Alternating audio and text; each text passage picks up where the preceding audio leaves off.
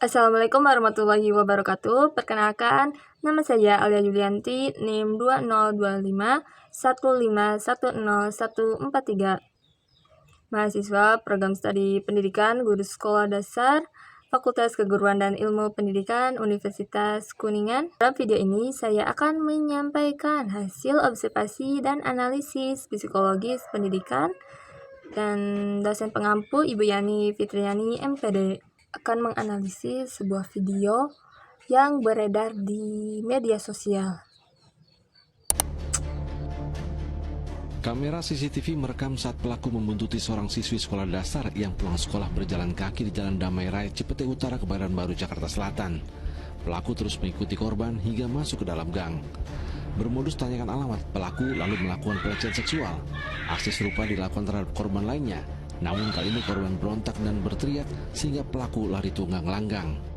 Sampai depan sini dia ngerasa ada yang ngikutin. Pas mau masuk ke sini dia ditanya gini, "Dek, tahu sawo nggak gitu, tolong anterin mas dong." Dia beralasan tuh, "Iya nanti saya taruh tas dulu ya," gitu. Maksudnya juga nggak mau nganterin. Nah abis gitu dia ngasih tahu jalannya, kok dikejar lagi, mulutnya mau dibekap, sama dia diinjek kakinya, kepalanya langsung diplak, langsung lari dah tuh orangnya. Saya ngejar keluar, cuma selang berapa detik doang, nggak tahu kan namanya jalannya banyak.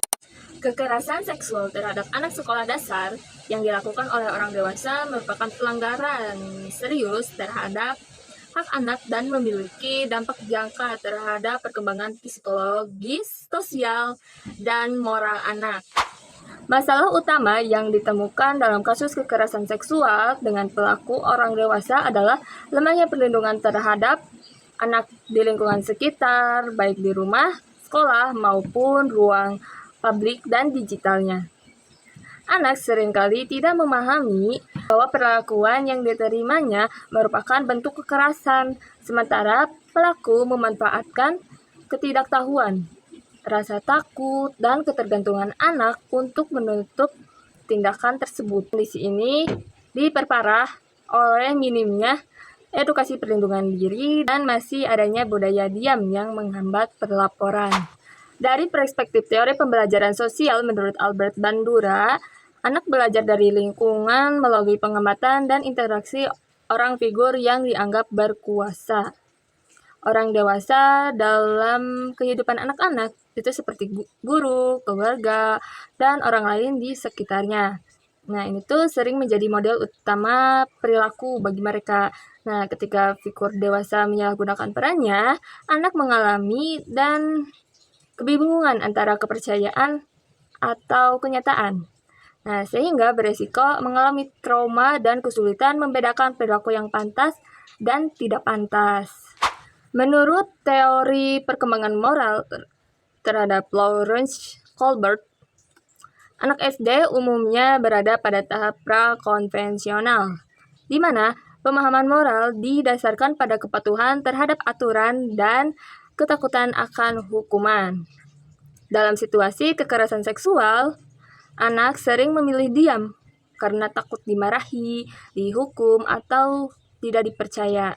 Anak belum memiliki kemampuan moral yang cukup untuk menilai bahwa tindakan orang dewasa tersebut salah secara etis, sehingga mereka cenderung menyalahkan diri sendiri.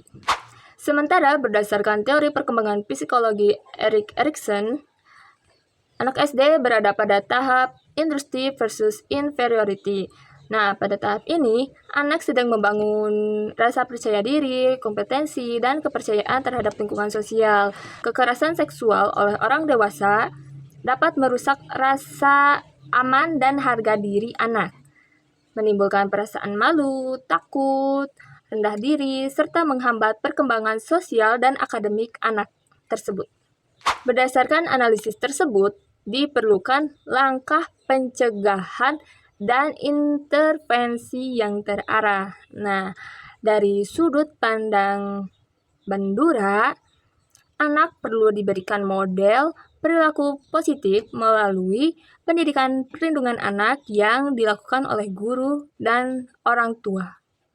Edukasi ini menekankan pengenalan batasan tubuh, perbedaan sentuhan aman dan tidak aman, serta keberanian untuk melapor kepada orang dewasa yang dipercaya. Dari perspektif Colbert, pendidikan moral pada anak SD perlu difokuskan pada pembiasaan nilai benar dan salah secara konkret. Guru dapat mengajarkan bahwa tidak semua perintah orang dewasa harus diikuti, terutama jika membuat anak merasa tidak nyaman. Pendekatan ini membantu anak memahami bahwa keselamatan diri lebih penting daripada kepatuhan buta. Sementara itu, berdasarkan teori Erikson, dukungan psikologi sangat penting bagi anak korban.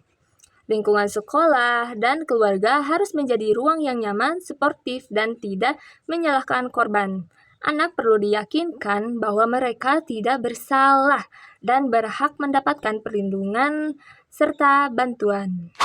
Tambahan dari saya, untuk seorang pendidik dan orang tua bisa membagikan atau memperlihatkan sebuah video ini kepada anaknya. Tantangan kekerasan seksual. Yang tahu apa itu kekerasan seksual? Contohnya seperti ini. Kalian tahu mana bagian tubuh yang boleh disentuh dan tidak boleh disentuh? Ketika ada orang lain yang mau menyentuh dari bawah dagumu, ya, sampai bagian paling bawah, apakah itu boleh disentuh oleh orang lain? Sekarang yang bagian belakang, ketika itu disentuh oleh orang lain, apakah itu boleh atau tidak? Yang boleh menyentuh dirimu sendiri. Bagian dalam tubuhmu hanyalah kamu sendiri. Bahkan bu guru dan orang tua tidak boleh sampai menyentuh ke area yang paling sensitif dalam tubuhmu. Yang boleh disentuh oleh temanmu, contohnya gimana bu?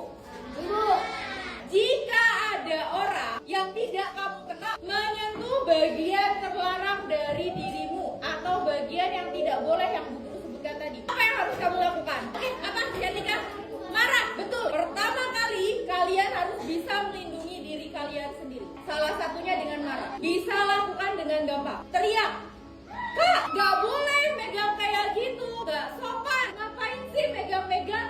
Boleh gak mengatakan itu?